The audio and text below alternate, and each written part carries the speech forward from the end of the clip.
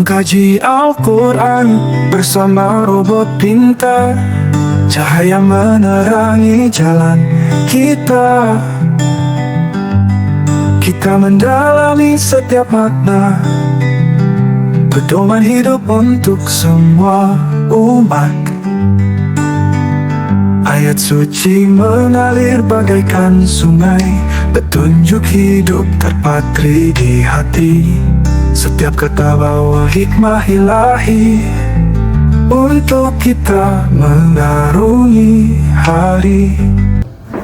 Assalamualaikum warahmatullahi wabarakatuh. Bisa bersama Ismail Satrianto Angga Praja di channel Abu Ismail Akikah dalam kajian Al-Quran berdasarkan tafsir robot. Kita terus beranjak dari surat Al-Fatihah.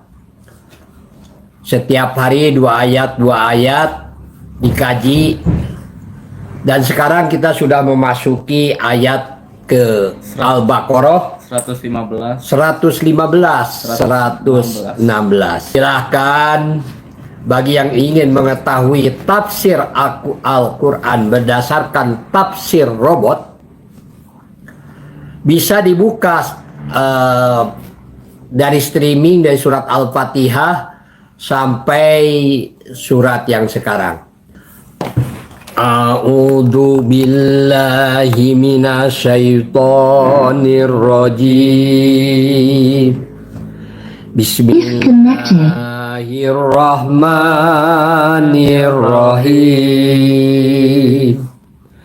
Inni wajahtu wajhiya lilladzi fataras samawati wal ardh hanifa muslima wa ma ana minal musyrikin.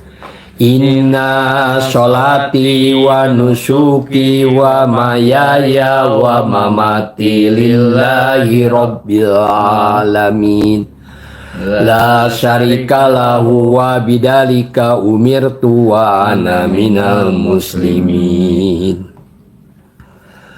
Qad aflahal mu'minun alladzina hum fi sholatihim khashi'un walladzina hum 'anil lagwi mu'ridun walladzina hum lizzakati fa'ilun walladzina hum li furujihim hafidun illa ala azwajihim aw ma malakat aymanuhum fa innahum ghairu malumin.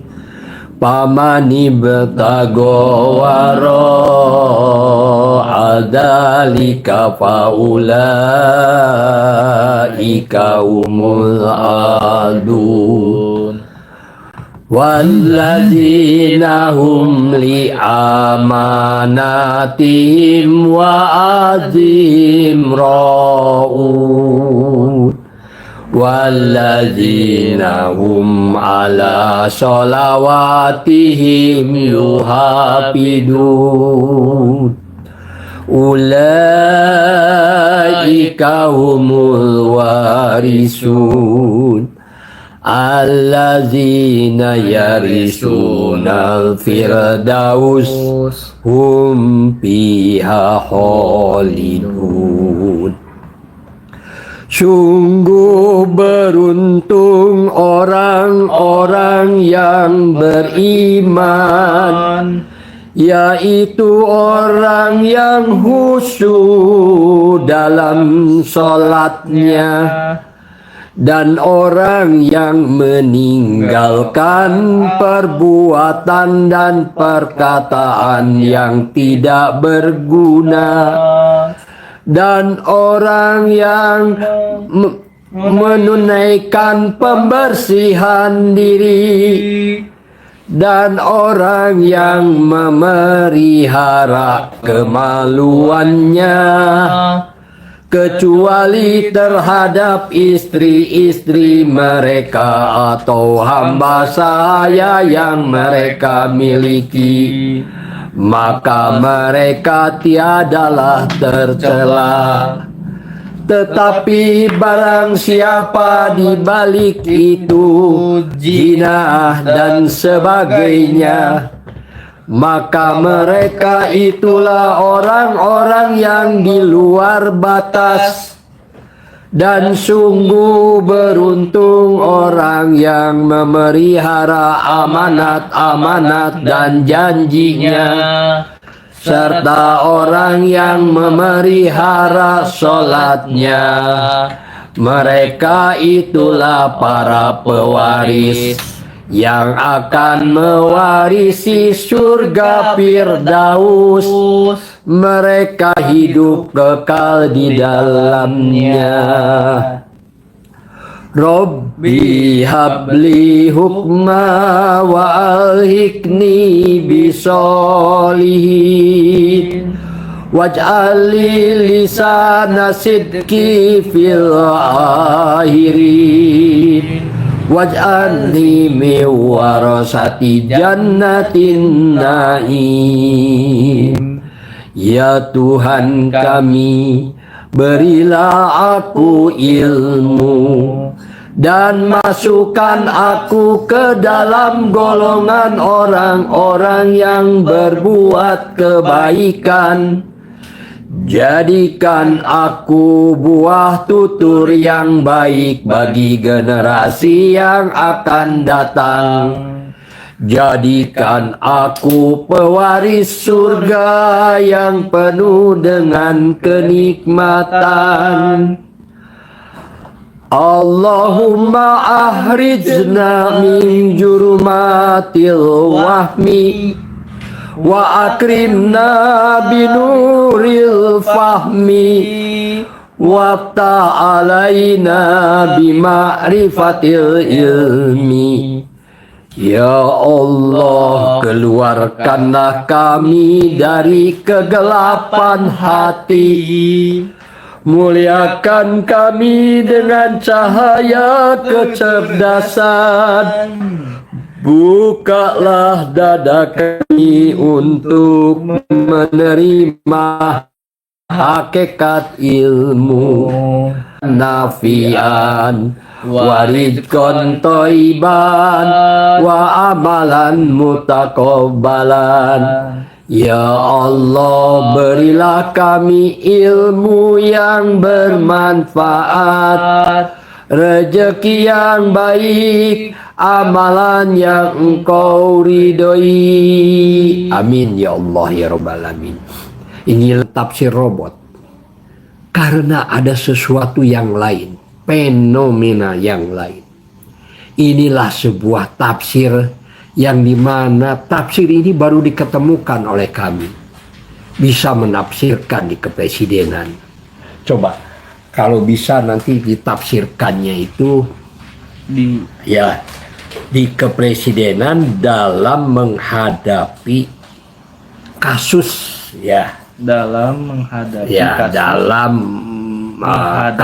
menghadapi kasus di Pulau Rempang. Lalu di Tangerang. Iya, di Manado. Di Tangerang, di Manado. Di mana tanah rakyat sudah dikuasai dengan paksa.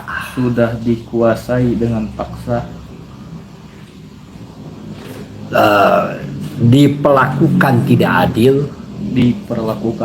sehingga rakyat yang miskin lebih miskin dan menjerit, sehingga rakyat miskin dan lebih miskin dan menjerit.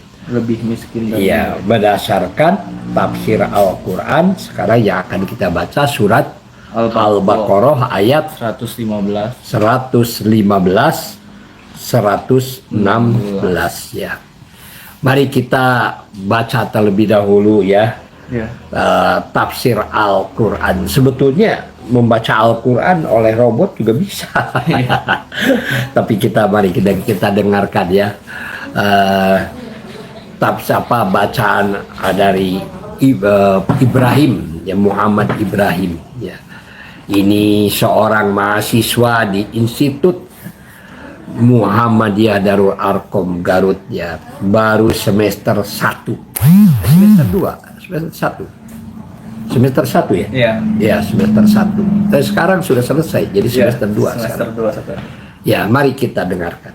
A'udzu billahi minas syaitonir rajim. Bismillahirrahmanirrahim. Walillahil masyriqu wal maghribu fa aynama tuwallu fasamma wajhullah. Innallaha wasi'un alim.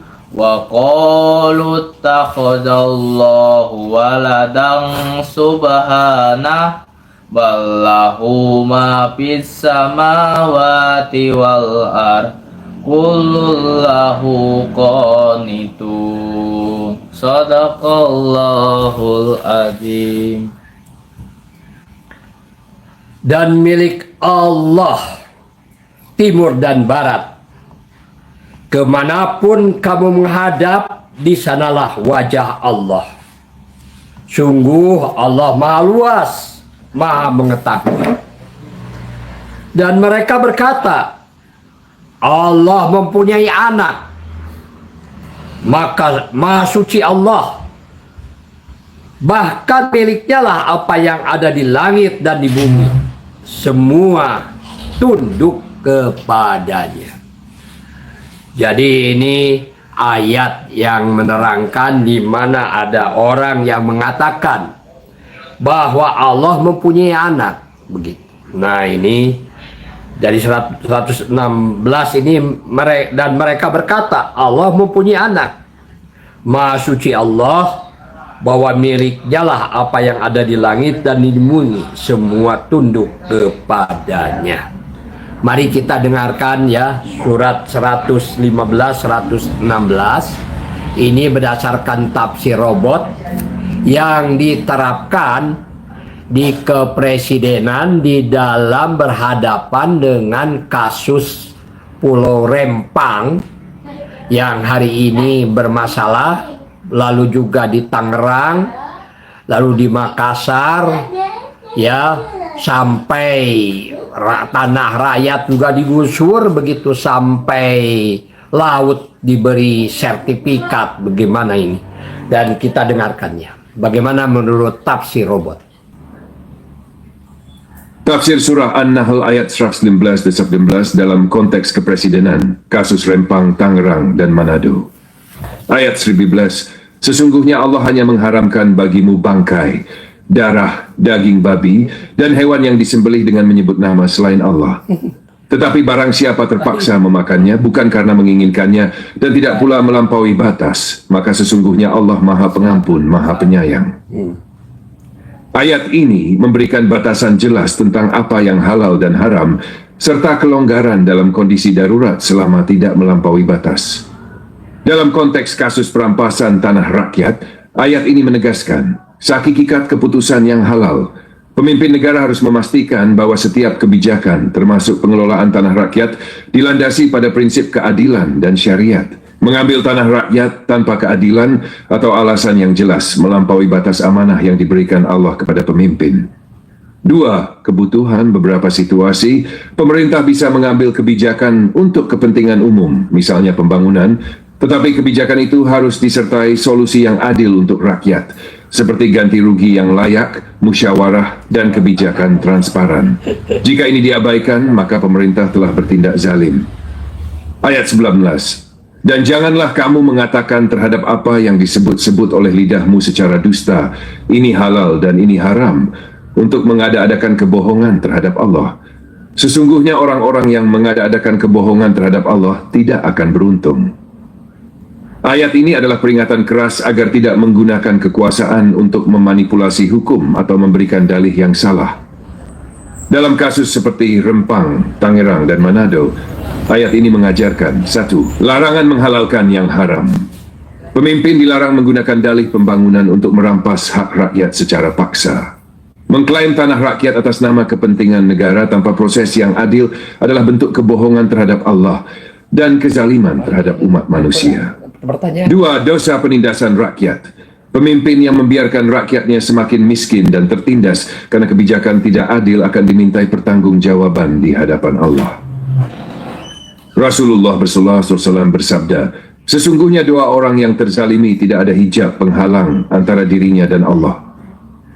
3. Tanggung jawab pemimpin sebagai khalifah.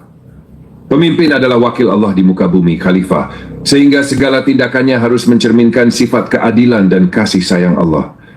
Merampas tanah rakyat dengan paksa menunjukkan pengkhianatan terhadap amanah yang diberikan Allah. Aplikasi dalam kasus Rempang, Tangerang, dan Manado. Keadilan sosial dalam kebijakan tanah. Pemimpin harus menjamin bahwa kebijakan yang menyangkut tanah rakyat dilakukan dengan musyawarah, ganti rugi yang layak, dan memperhatikan kebutuhan sosial ekonomi masyarakat terdampak. Tanpa itu, kebijakan hanya akan memperdalam ketimpangan sosial. 2. Menghindari manipulasi hukum. Dalih pembangunan tidak boleh dijadikan alasan untuk menindas rakyat. Pemerintah harus memprioritaskan kesejahteraan rakyat dibandingkan keuntungan korporasi atau investor. Mengabaikan ini adalah bentuk dosa besar dalam Islam. Perlindungan terhadap yang lemah. Sebagaimana Allah memerintahkan untuk melindungi kaum duafa, pemerintah harus memprioritaskan rakyat miskin dalam setiap kebijakan. Rasulullah bersabda, pemimpin suatu kaum adalah pelayan mereka. Artinya, pemimpin wajib menjaga kesejahteraan rakyatnya, bukan malah membuat mereka lebih menderita. Hadis pendukung, bahaya ketidakadilan. 1. Rasulullah SAW bersabda, kezaliman itu adalah kegelapan pada hari kiamat. Pemimpin yang zalim terhadap rakyatnya akan menghadapi kegelapan di akhirat. Kasus perampasan tanah dengan paksa tanpa solusi yang adil mencerminkan tindakan zalim yang berdampak besar. 2. Rasulullah SAW bersabda, barang siapa yang mengambil hak orang lain tanpa alasan yang benar, maka pada hari kiamat ia akan datang dengan membawa dosa sebesar 7 lapis bumi. Dalam konteks ini, pemimpin atau pejabat yang mengambil tanah rakyat secara paksa akan menanggung dosa yang berat di akhirat.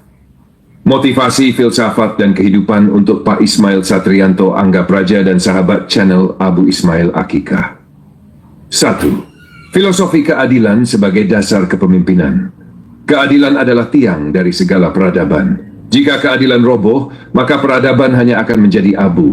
Jadilah pemimpin yang membangun, bukan yang meruntuhkan. Inspirasi untuk menghadapi tantangan hidup. Dalam hidup, kejujuran mungkin terasa berat, tetapi itulah yang akan membuatmu berdiri tegak di hadapan Allah. Jangan takut melawan arus jika arus itu membawa kezaliman. Filosofi pengabdian kepada rakyat. Pemimpin yang sejati adalah ia yang melihat kekuasaannya sebagai ladang amal, bukan sekadar jabatan. Ia bekerja bukan untuk pujian manusia, tetapi demi keridhaan Allah. Semoga setiap langkah yang diambil oleh Pak Ismail dan sahabat channel Abu Ismail Akikah selalu berada dalam bimbingan Allah.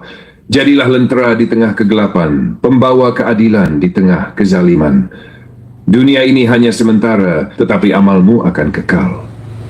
Setiap pemimpin akan dimintai pertanggungjawaban atas kebijakan yang ia buat. Semoga keadilan ditegakkan dalam setiap tindakan, sehingga tidak ada lagi rakyat yang terzalimi dan negara ini menjadi tempat yang diberkahi. Allah adalah sebaik-baik hakim, dan keadilannya akan selalu berlaku. Alhamdulillahirobbilalamin ya. Itu salah ini ya, salah apa namanya? Salah surat ya. Tadi itu surat An-Nahl ayat 115, 116. Mari kita kembalikan bagaimana tafsir surat Al-Baqarah ayat 115, 116 yang diaplikasikan di kepresidenan dalam menghadapi kasus di Pulau Rempang, lalu di Tangerang, di Manado, di mana tanah rakyat sudah dikuasai dengan paksa. diperlukan tidak diperlakukan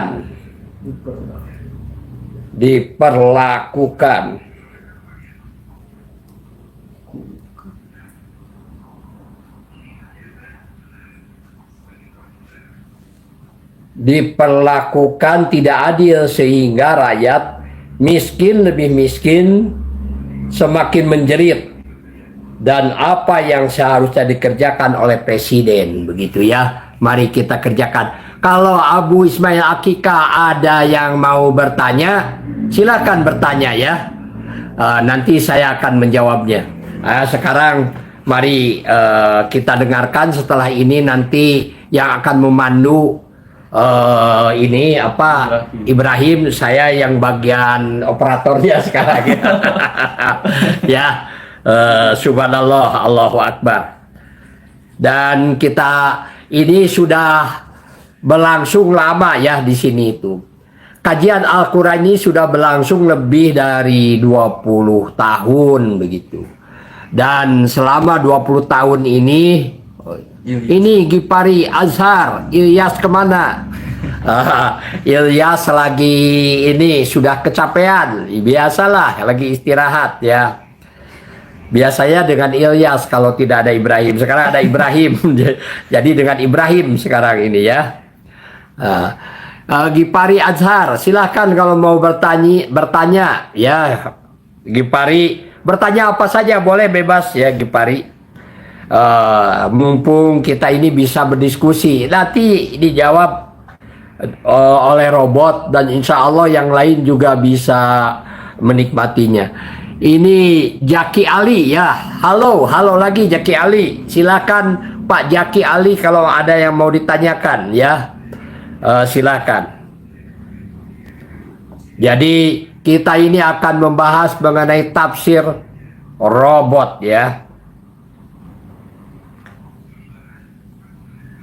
Alhamdulillah,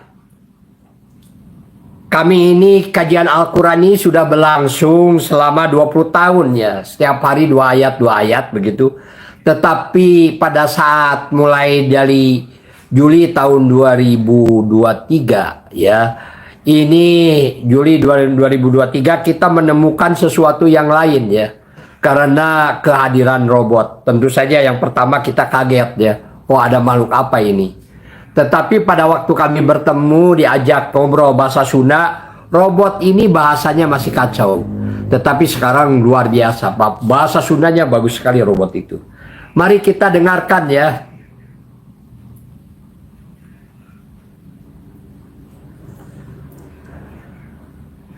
Tafsir surat Al-Baqarah ayat 119-118 dan implementasinya pada kepresidenan dalam kasus Rempang, Tangerang, dan Manado. Surat Al-Baqarah ayat 115-118 memberikan pesan mendalam tentang kekuasaan Allah atas segala sesuatu di bumi dan kewajiban manusia untuk tidak mengklaim sesuatu yang bukan haknya.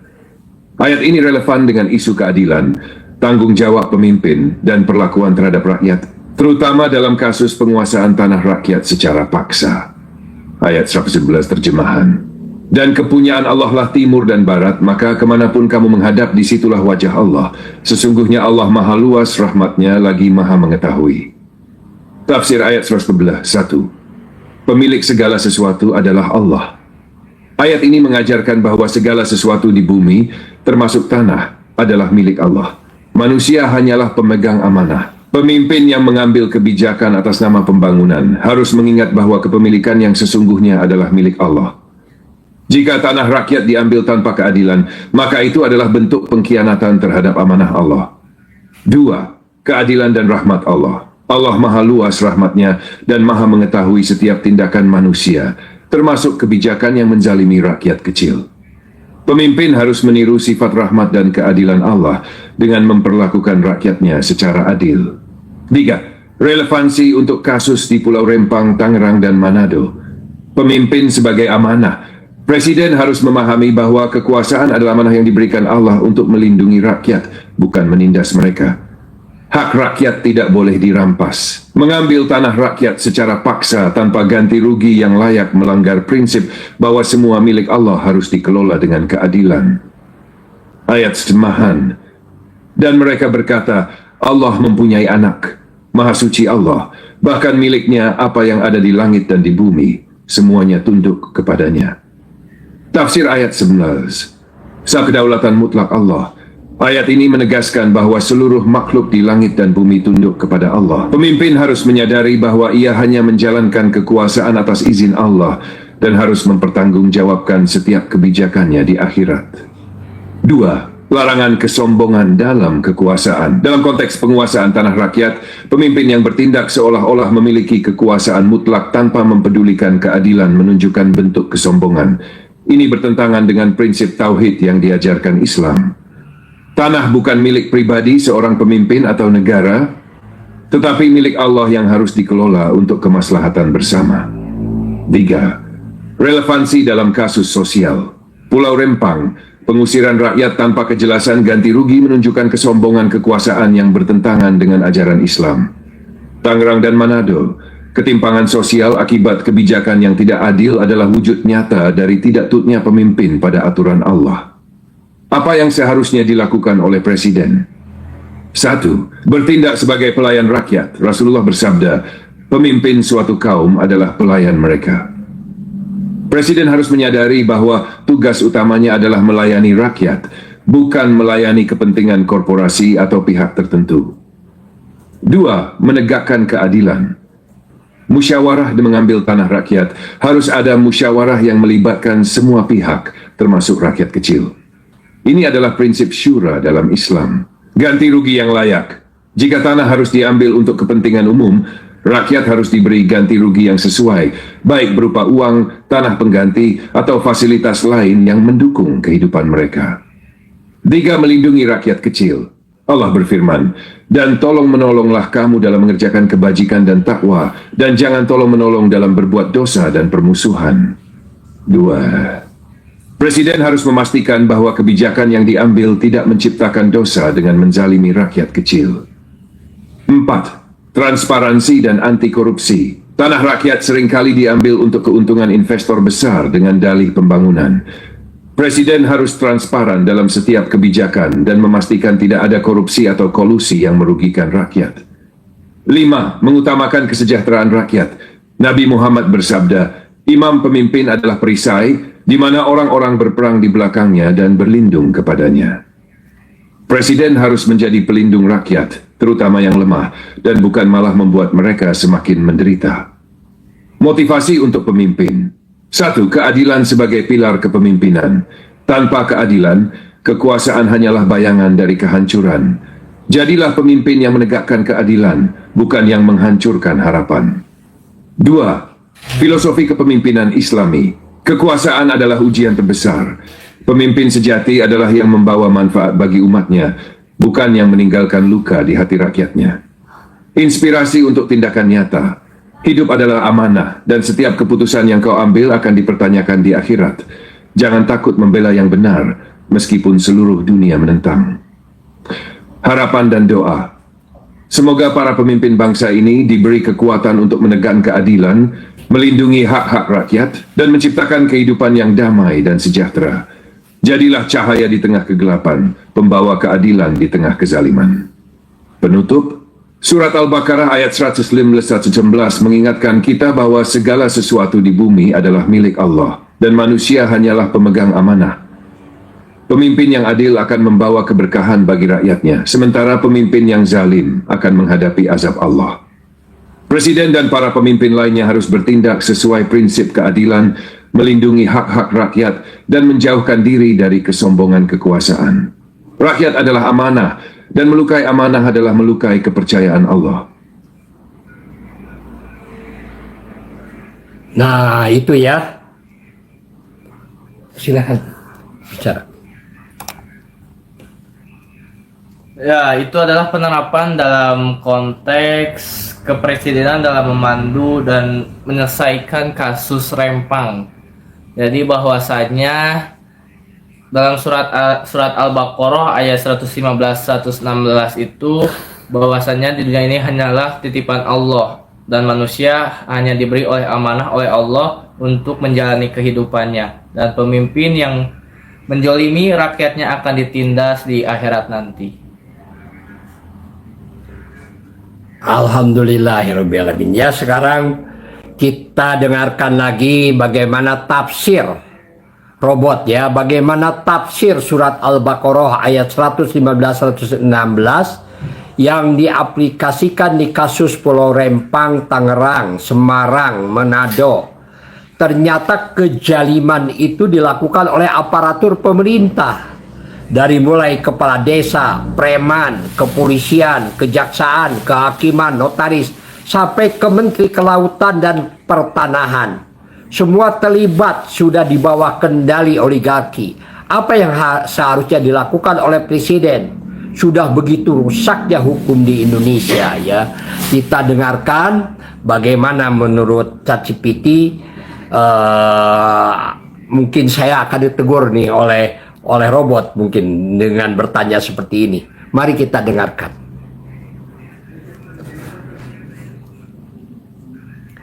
Jadi ini robot ini bicara bisa ke sana kemari ya, dan yang terpenting adalah bagaimana Al-Quran ini bukan hanya sekedar konsep tetapi harus menjadi solusi. Dan ternyata uniknya tafsir kajian Al-Quran melalui robot ini, uniknya adalah bisa memberikan solusi atau pepatah kepada kita semua maupun kepada presiden atau kepada semua orang begitu. Dan ini menarik ya. Untuk itu mari kita bertanya ya kepada ini ya, kepada robot ini. Mari kita bertanya. Ini Ilyas Ramdan, katanya ya, Ismail Ramdan. Ilyas kapan ikut lagi ya Pak? Nah, rupanya sudah banyak yang rindu terhadap Ilyas ya. Silakan ditanyakan saja, kalau ada yang mau bertanya silakan bertanya, dan nanti jawabannya akan ditanyakan oleh robot. Masalah apa saja, coba belajar mencari jawaban yang sulit dijawab oleh robot begitu, sehingga robot tidak bisa menjawab gitu ya. Wah ini, dan kalau robot tidak bisa menjawab begitu, wah ini kan luar biasa. Berarti kita berpikir, melatih cara berpikir kita ini sangat kritis begitu ya. Tapi sulit ya mencari pertanyaan yang tidak bisa dijawab oleh robot, itu sulit ya. Seolah-olah semua bisa dijawab, tapi yang namanya robot ya robot ya. Namanya juga ini dibuat oleh manusia, tetapi ada nuansa yang lain. Mari kita dengarkan ya pertanyaan yang tadi itu, yaitu saya bacakan lagi pertanyaan yang ditanyakan kepada robot ini. Bagaimana tafsir surat Al-Baqarah ayat 115-116 yang diaplikasikan di kasus Pulau Rempang, Tangerang, Semarang, Manado? Ternyata kejaliman itu dilakukan oleh aparatur pemerintah, dari mulai kepala desa, preman, kepolisian, kejaksaan, kehakiman, notaris, sampai ke Menteri Kelautan dan Pertanahan. Semua terlibat, sudah di bawah kendali oligarki. Apa yang seharusnya dilakukan oleh presiden? Sudah begitu rusaknya hukum di Indonesia. Mari kita mendengarkan bagaimana jawabannya.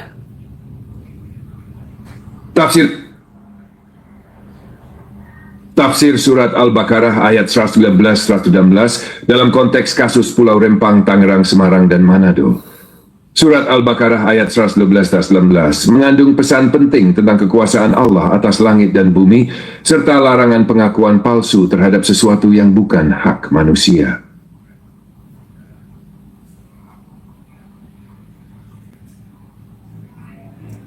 Aduh ini ya, saya bacakan saja ya. Ya kalau bisa ada dua nih supaya ada pertanyaannya bisa nyambung ya. Tetapi ini mohon maaf, ini ada kesalahan. Ini rupanya terlampau panjang biasanya kalau ada kesalahan begini. Tafsir surat Al-Baqarah ayat 119-116 dalam konteks kasus Pulau Rempang, Tangerang, Semarang, dan Manado. Surat Al-Baqarah ayat 119-111 mengandung pesan penting tentang kekuasaan Allah atas langit dan bumi, serta larangan pengakuan palsu terhadap sesuatu yang bukan hak manusia. Dalam konteks Indonesia, ayat ini relevan untuk mengingatkan bahwa Saya tulis saja ya, saya bacakan saja.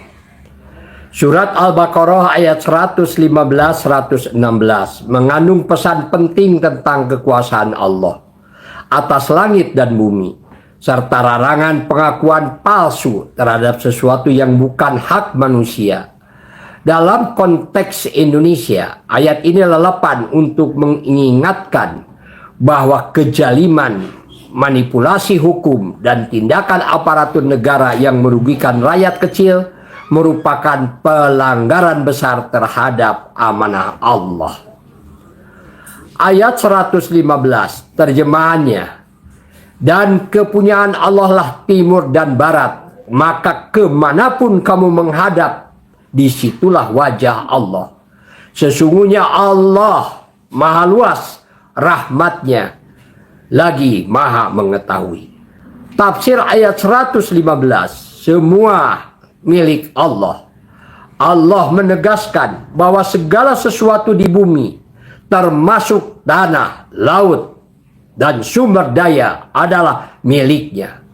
Manusia hanya diberi amanah untuk mengelolanya dengan adil, bukan untuk merampas hak orang lain. Dalam kasus tanah rakyat yang dirampas, tindakan ini bertentangan dengan prinsip bahwa manusia harus memanfaatkan kekuasaan yang dimiliki sesuai aturan Allah, bukan untuk memenuhi nafsu oligarki. Kedua, Allah mengetahui segala sesuatu. Allah mengetahui setiap kezaliman, manipulasi, dan kebohongan yang dilakukan oleh manusia, termasuk aparatur pemerintah yang memperalat hukum untuk kepentingan golongan tertentu. Tentu ada kezaliman yang luput dari pengawasannya. Aplikasi dalam kasus Pulau Rempang dan daerah lainnya.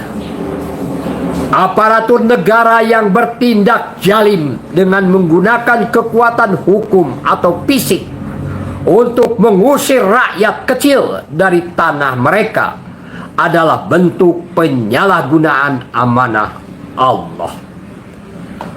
Dua, kerusakan sistem. Keterlibatan berbagai pihak dari kepala desa hingga menteri menunjukkan bahwa kerusakan hukum sudah sistematik. Ini adalah peringatan bagi pemimpin tertinggi bahwa Allah akan meminta pertanggungjawaban atas setiap kebijakan yang melukai rakyat. Ayat 116 terjemahan. Dan mereka berkata, Allah mempunyai anak, Maha Suci Allah. Bahkan miliknya lah apa yang ada di langit dan di bumi. Semua tunduk kepadanya. Tafsir ayat 116. 1. Kedaulatan mutlak Allah. Segala sesuatu yang ada di langit dan di bumi tunduk kepada Allah. Manusia tidak berhak mengklaim kepemilikan mutlak atas apa yang telah Allah titipkan. Dalam konteks ini, mengklaim tanah rakyat dengan dalih hukum serta sebenarnya untuk kepentingan oligarki adalah bentuk penyalahgunaan amanah yang melawan aturan Allah. Kedua, larangan kesombongan dan klaim palsu. Klaim bahwa tanah rakyat dapat diambil secara sepihak tanpa musyawarah atau ganti rugi yang adil adalah bentuk kesombongan dan klaim palsu yang tidak diizinkan oleh Allah. Aparatur yang terlibat dalam manipulasi ini melakukan dosa besar karena mereka bertindak seolah-olah memiliki kekuasaan absolut, padahal semuanya tunduk pada kehendak Allah.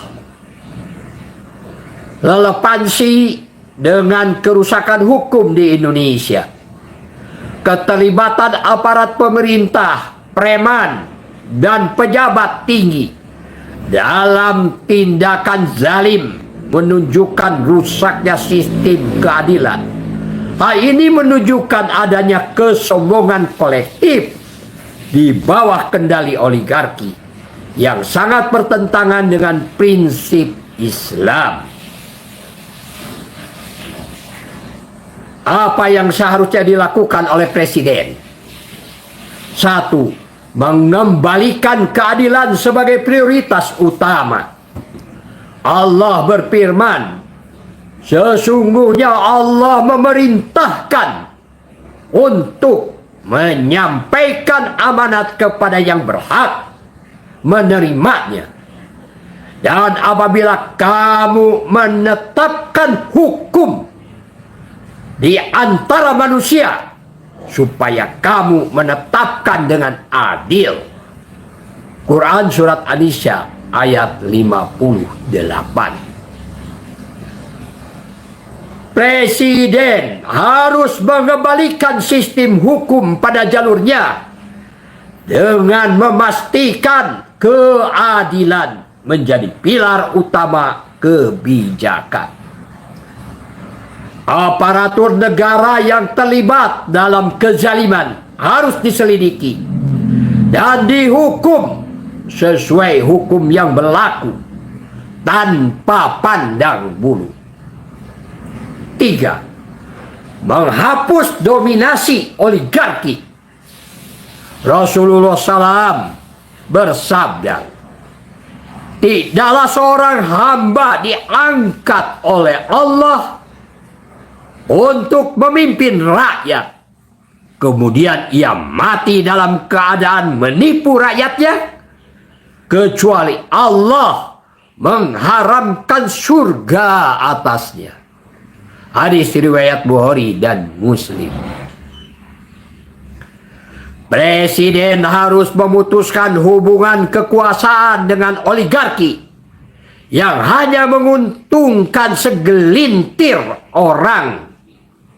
Semua kebijakan harus diarahkan untuk kesejahteraan rakyat, terutama kaum kecil. Ketiga, reformasi aparatur negara. Aparatur negara yang menjadi alat oligarki dan melakukan manipulasi hukum harus direformasi total.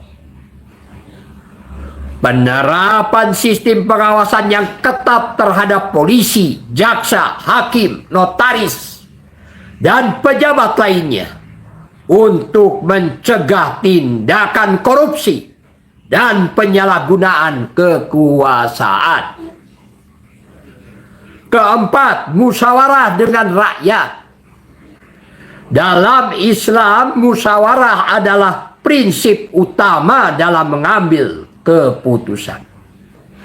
Rakyat yang terdampak langsung dari pengambilan tanah harus diperhatikan, harus dilibatkan dalam diskusi untuk menentukan solusi yang adil.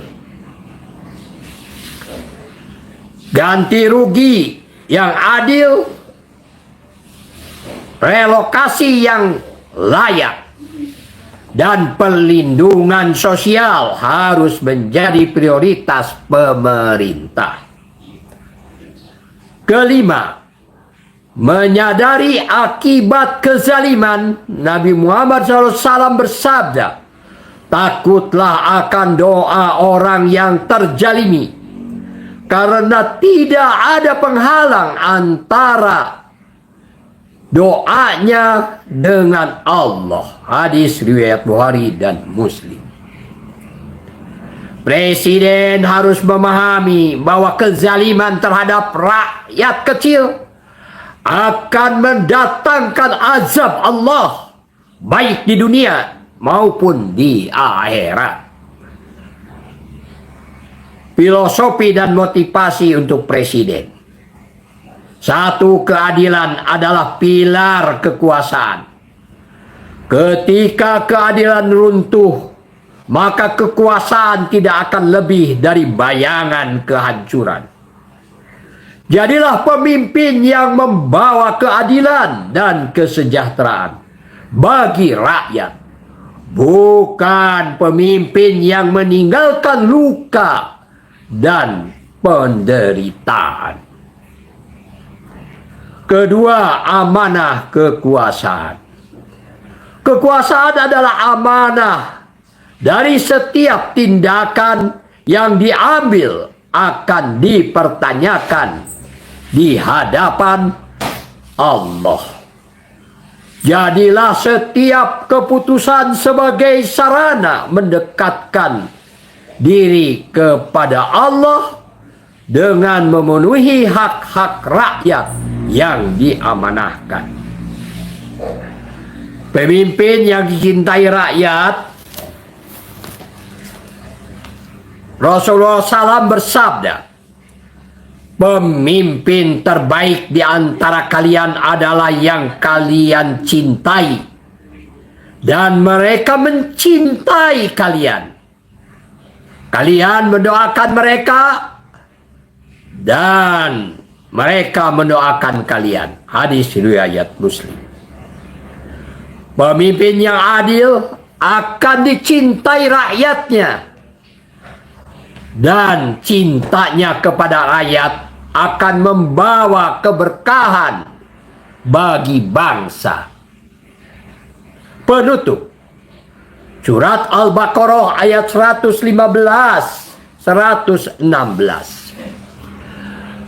mengingatkan bahwa Allah adalah pemilik segala sesuatu, dan manusia hanyalah pemegang amanah yang harus bertindak sesuai aturannya. Kezaliman yang dilakukan oleh aparatur negara dalam kasus Pulau Rempang, Tangerang, Semarang, Manado menunjukkan perlunya reformasi hukum dan keberanian dari presiden untuk menegakkan keadilan.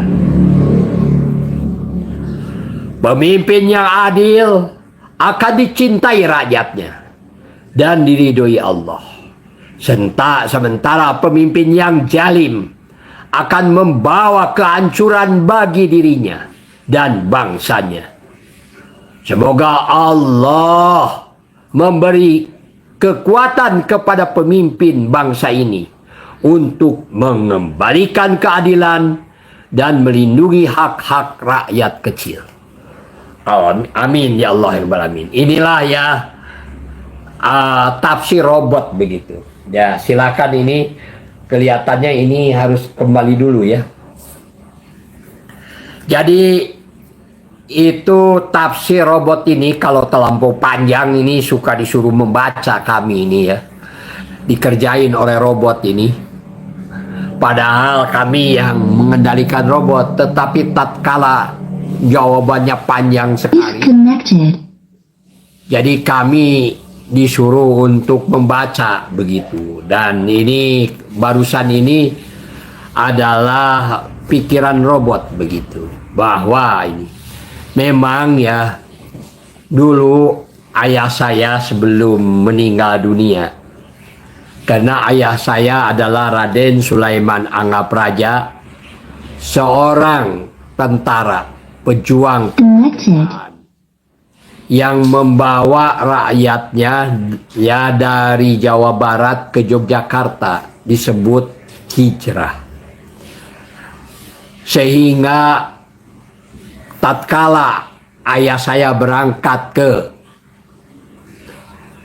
Yogyakarta membawa pasukan ya dengan senjata ala kadarnya, di Magelang bertemu dengan ibu saya dan menikah dengan Ibu Siti Ramlah. Maka ayah saya dan ibu saya itu adalah memiliki anak, yaitu diantaranya yang pertama Satriana yang sekarang usianya sudah lebih dari 70 tahun, ada Satriati, ada Satriadi, ini sudah pensiun juga, usianya sudah hampir ya sekitar 68-an lah, 69. Satriawan begitu. Dan yang terakhir adalah saya, Ismail Satrianto Anggap Raja. Jadi tatkala ayah saya sebelum meninggal dunia, karena ayah saya adalah pejuang kemerdekaan, saya masih teringat, Ismail, perjuangan kamu ini akan lebih berat daripada perjuangan Bapak. Kalau dulu kita Disconnected. sangat jelas. Connected. Apa sih? Sangat jelas siapa musuh dan siapa lawan. Tetapi kalau nanti itu kamu akan berhadapan dengan yang dimana musuh itu seperti kawan begitu. Sehingga tidak jelas. Padahal dia sudah menjadi antek-antek penjajah. Dan diperkirakan, kata ayah saya, diperkirakan Indonesia ini tidak akan mencapai 100 tahun. Saya tanya, Disconnected. Connected. jangan dikutak-kotek dong. Kenapa ini tidak sampai 100 tahun? Karena sebetulnya hari ini kita ini sudah terjajah, melebihi terjajahnya seperti pada zaman Belanda begitu. Jadi inilah sebetulnya penjajahan modern. Dan tidak berapa lama setelah ayah saya itu dalam keadaan sakit ya, lalu meninggal dunia. Dan saya sebagai penerusnya, memang di rumah saya ini ada anak-anak yang kurang mampu. Jumlahnya kalau penuh ada 43 anak. Semua didorong untuk menyelesaikan pendidikan S1. Dan semua itu dididik oleh kami itu sebagai para pejuang kehidupan. Memang kami menerima orang yang kurang mampu. Ya, begitu. Jadi bukan orang-orang yang mampu, tapi orang yang kurang mampu. Dan ini semua kami bina, kami berikan ilmu supaya mereka itu bisa menjadi orang-orang yang bisa mengangkat harkat derajat keluarganya dan lingkungannya serta negara dan bangsa ini. Sekarang silahkan, ini apa pertanyaan selanjutnya ya? Untuk pertanyaan selanjutnya yaitu dalam surat Al-Baqarah ayat 116, bahwasanya dalam semua akan yang ada di langit dan di bumi tunduk kepadanya. Akan tetapi banyak manusia yang menyimpang dan tidak tunduk kepada Allah. Dalam surat Al-Baqarah ayat 116. Mari kita dengarkan dengan baik dan benar.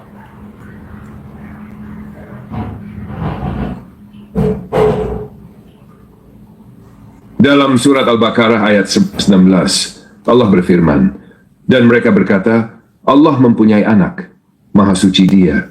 Bahkan miliknya apa yang ada di langit dan di bumi, semua tunduk kepadanya. Ayat ini menjelaskan bahwa segala sesuatu di langit dan bumi adalah milik Allah, dan semuanya tunduk kepadanya dengan cara yang sesuai dengan kehendaknya. Tunduk di sini berarti semua ciptaan Allah berada dalam kendalinya, baik secara langsung maupun melalui hukum-hukum alam yang telah Allah tetapkan. Namun Allah juga memberikan manusia kebebasan untuk memilih, sehingga sebagian manusia memilih jalan menyimpang dengan tidak tunduk kepada perintahnya. Contohnya adalah keyakinan sebagian orang bahwa Allah memiliki anak, seperti yang disebut dalam ayat ini. Penyimpangan ini berasal dari hawa nafsu, ketidaktahuan, atau kesombongan yang menghalangi mereka dari kebenaran. Dalam surat Al-Baqarah ayat 119, Allah berfirman, dan mereka berkata, Allah mempunyai anak, maha suci Dia, bahkan miliknya apa yang ada di langit dan di bumi, semua tunduk kepadanya. Makna ayat secara mendalam, ayat ini ditujukan kepada mereka yang menyimpang dalam akidah, seperti kaum Yahudi, Nasrani, dan musyrikin yang mengklaim bahwa Allah memiliki anak. Pernyataan ini merupakan kesalahan besar karena Allah Maha Suci Subhanahu, Dia tidak memerlukan anak, pasangan, atau sekutu. Dia adalah Rabb yang Esa, tak terbatas oleh kelemahan manusiawi seperti membutuhkan keturunan. Segala sesuatu milik Allah. Sudah. Lahu ma fis samawati wa ma fil ard. Semua yang ada di langit dan bumi adalah ciptaannya. Jika segala sesuatu adalah miliknya, tidak ada yang setara atau sebanding dengannya. Semua tunduk kepada Allah. Kullahu qanitun. Seluruh makhluk, baik secara sadar atau tidak, tunduk kepada Allah. Tunduk di sini memiliki makna. 1. Tunduk secara hukum takdir. Segala sesuatu termasuk makhluk hidup, benda mati, dan fenomena alam tunduk pada hukum-hukum Allah. Misalnya, hukum gravitasi, siklus kehidupan, dan kematian. 2. Tunduk secara ketaatan. Sebagian makhluk, seperti para malaikat, hamba yang saleh, dan makhluk yang tidak diberi kebebasan memilih, tunduk sepenuhnya dengan menjalankan perintahnya tanpa menyimpang. Tunduk secara terpaksa. Manusia dan jin diberi kehendak bebas, tetapi pada akhirnya mereka tunduk kepada Allah dalam takdirnya, seperti kematian atau ketidakmampuan melawan hukum alam. Namun meskipun seluruh makhluk tunduk kepada Allah, manusia dan jin diberi pilihan ikhtiar untuk beriman atau ingkar. Hal ini menjelaskan mengapa sebagian manusia memilih jalan penyimpangan dan menolak tunduk kepada perintah Allah. Mengapa banyak manusia menyimpang? Meskipun manusia tunduk kepada Allah dalam hukum takdir, banyak yang memilih untuk tidak tunduk kepada Allah secara syar'i ketaatan. Penyebabnya meliputi hawa nafsu dan kesombongan. Banyak manusia menyimpang karena tidak ingin tunduk kepada kebenaran yang telah Allah wahyukan. Sebagaimana iblis yang menolak sujud kepada Adam karena kesombongannya, manusia pun sering terjebak dalam keinginan untuk merasa lebih superior. 2. Godaan syaitan. Syaitan terus berupaya menyesatkan manusia dengan cara yang halus maupun terang-terangan. Dalam surah Al-A'raf ayat 19-11, iblis bersumpah untuk menyesatkan manusia dari semua arah agar mereka berpaling dari ketaatan kepada Allah. 3. Cinta dunia yang berlebihan. Kecintaan pada harta, jabatan, dan kesenangan dunia sering membuat manusia lalai dari Allah. Mereka merasa cukup dengan kehidupan dunia sehingga melupakan tanggung jawab akhirat.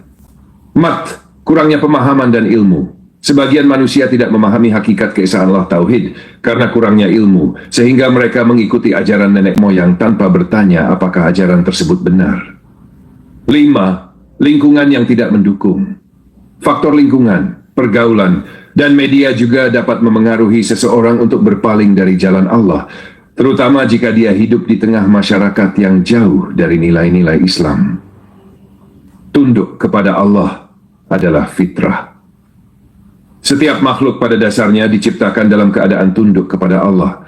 Bahkan manusia yang ingkar pun dalam keadaan darurat seringkali kembali kepada Allah, seperti disebutkan dalam surah Yunus ayat 22. Maka apabila mereka diliputi oleh gelombang besar seperti gunung, mereka berdoa kepada Allah dengan tulus ikhlas kepadanya. Tetapi ketika Allah menyelamatkan mereka sampai ke daratan, tiba-tiba mereka kembali menyekutukannya. Ini menunjukkan bahwa fitrah manusia sebenarnya adalah mengakui dan tunduk kepada Allah. Tetapi hawa nafsu dan pengaruh luar sering menjauhkan mereka dari fitrah ini. Cara menghindari penyimpangan dan tunduk kepada Allah. Agar manusia tetap berada di jalan yang lurus, ada beberapa langkah yang dapat diambil. 1. Mengenal Allah dengan benar. Memahami sifat-sifat Allah melalui Al-Quran dan hadits Nabi Muhammad, sehingga keyakinan kepadanya semakin kuat. 2. Menuntut ilmu. Penyimpangan seringkali terjadi karena kebodohan. Dengan ilmu yang benar, manusia dapat memahami mana yang hak dan batil, serta dapat menghadapi godaan syaitan. Memperkuat iman dan takwa. Iman yang kuat menjadikan seseorang teguh menghadapi godaan dunia. Ibadah seperti syalat, puasa, zikir, dan membaca Al-Quran membantu seseorang menjaga kedekatan dengan Allah. 4. Berdoa kepada Allah. Memohon hidayah kepada Allah adalah kunci utama agar senantiasa berada di jalan yang lurus. Dalam setiap syalat, kita diajarkan membaca surah Al-Fatihah, yang salah satu doanya adalah, tunjukilah kami jalan yang lurus. Al-Fatihah 6. Bersahabat dengan orang saleh. Lingkungan yang baik dapat membantu seseorang untuk tetap istiqamah di jalan Allah. 6. Memahami hikmah kehidupan. Menyadari bahwa dunia ini adalah tempat ujian dan segala sesuatu yang kita miliki adalah milik Allah akan membantu kita untuk selalu tunduk kepadanya. Penutup.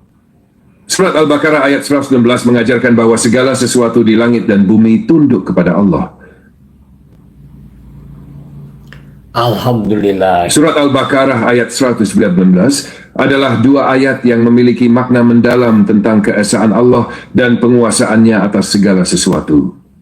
Berikut adalah kutipan ayatnya beserta penjelasan hukum memutuskan silaturahmi serta dampaknya di dunia dan akhirat. Surat Al-Baqarah ayat 19-19. Dan kepunyaan Allah lah timur dan barat, maka kemanapun kamu menghadap, disitulah wajah Allah. Sesungguhnya Allah maha luas rahmatnya lagi maha mengetahui. Dan mereka berkata, Allah mempunyai anak, maha suci Dia. Bahkan miliknya apa yang ada di langit dan di bumi, semua tunduk kepadanya. Tafsir ayat. Ayat ini menunjukkan keesaan Allah yang tidak terikat pada tempat dan waktu. Allah adalah Rabb dari seluruh penjuru langit dan bumi.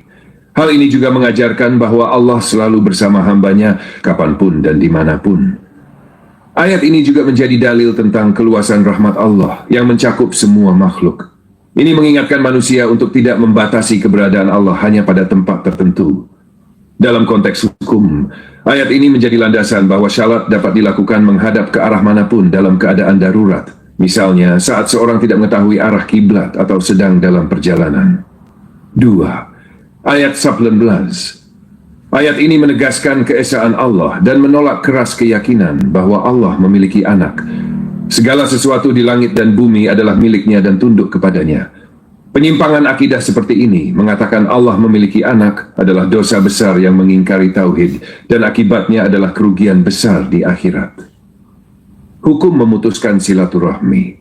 Dalam Islam, memutuskan hubungan keluarga adalah dosa besar. Banyak ayat dan hadits yang memperingatkan keras tentang bahaya memutuskan hubungan keluarga, termasuk dalam kondisi tertentu seperti tidak dipinjamkan harta. Berikut dalilnya. Dalil dari Al-Quran. Allah berfirman, maka apakah kiranya jika kamu berkuasa, kamu akan membuat kerusakan di muka bumi dan memutuskan hubungan kekeluargaan. Ayat ini mencela keras tindakan memutuskan hubungan kekeluargaan yang disamakan dengan membuat kerusakan di bumi. 2. Dalil dari hadits. Rasulullah SAW bersabda, tidak akan masuk surga orang yang memutuskan hubungan kekeluargaan. Dalam hadits lain beliau bersabda, barang siapa yang ingin dilapangkan rezekinya dan dipanjangkan umurnya, hendaklah ia menyambung tali silaturahmi. 3. Pandangan ulama. Para ulama sepakat bahwa memutuskan hubungan keluarga tanpa alasan syar'i adalah dosa besar. Adapun jika seseorang tidak memenuhi permintaan seperti tidak memberikan pinjaman, hal tersebut bukan alasan yang dibenarkan untuk memutuskan silaturahmi.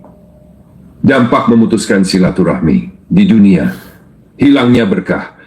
Rasulullah menyebutkan bahwa silaturahmi adalah salah satu sebab bertambahnya rezeki dan keberkahan umur. Sebaliknya, memutuskan silaturahmi menghilangkan keberkahan hidup. 2. Rusaknya hubungan sosial.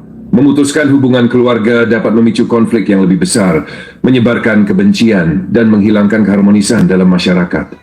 3. Kehilangan dukungan keluarga. Saat seseorang menghadapi masalah, keluarga adalah pihak pertama yang biasanya memberikan dukungan. Dengan memutuskan hubungan, seseorang kehilangan manfaat ini. Di akhirat, tidak diterima amal ibadah. Dalam hadis disebutkan bahwa amal orang yang memutuskan silaturahmi tidak akan diterima oleh Allah. Rasulullah bersabda, sesungguhnya rahmat Allah tidak turun kepada suatu kaum yang di dalamnya terdapat orang yang memutuskan hubungan kekeluargaan. 2. Terhalang masuk surga. Orang yang memutuskan hubungan keluarga tidak akan masuk surga kecuali setelah mendapatkan azab yang berat. 3. Dihisab dengan berat di akhirat. Allah akan menghisab dengan keras orang yang memutuskan hubungan kekeluargaan, karena hal ini termasuk dosa besar. Solusi jika hubungan keluarga terganggu: berusaha memaafkan. Islam sangat menganjurkan untuk memaafkan kesalahan orang lain, termasuk jika kita merasa disakiti oleh anggota keluarga. 2. Menjaga silaturahmi meski diuji. Dalam hadits, Rasulullah SAW bersabda, bukanlah orang yang menyambung silaturahmi itu yang hanya membalas kebaikan keluarga, tetapi orang yang benar-benar menyambung silaturahmi adalah orang yang tetap melakukannya meskipun diputus oleh keluarganya. Berbicara dengan baik.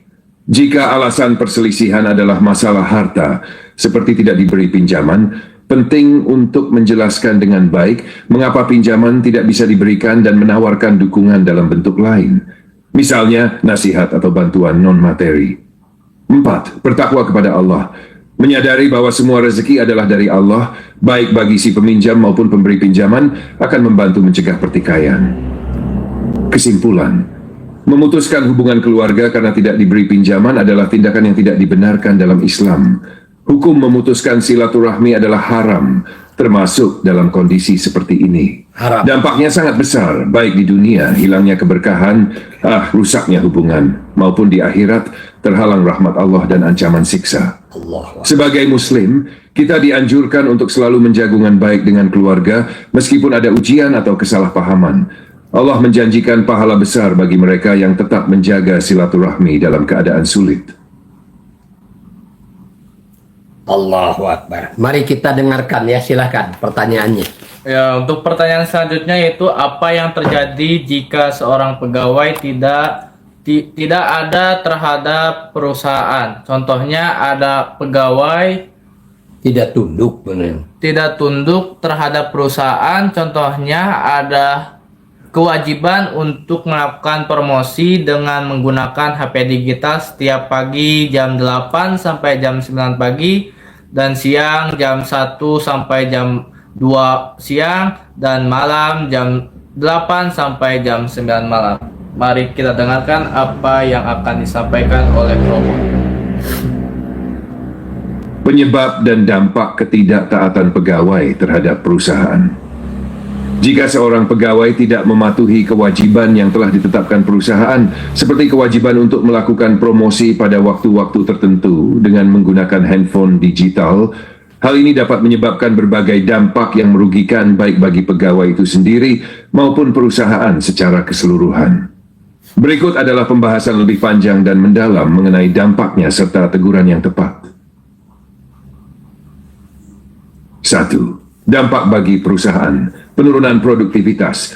Kewajiban untuk melakukan promosi secara rutin pada waktu yang telah ditentukan, seperti setiap pagi, siang, dan malam, dirancang untuk mencapai tujuan perusahaan. Ketidaktaatan terhadap kewajiban tersebut dapat menyebabkan penurunan produktivitas dan tidak tercapainya target promosi yang diinginkan.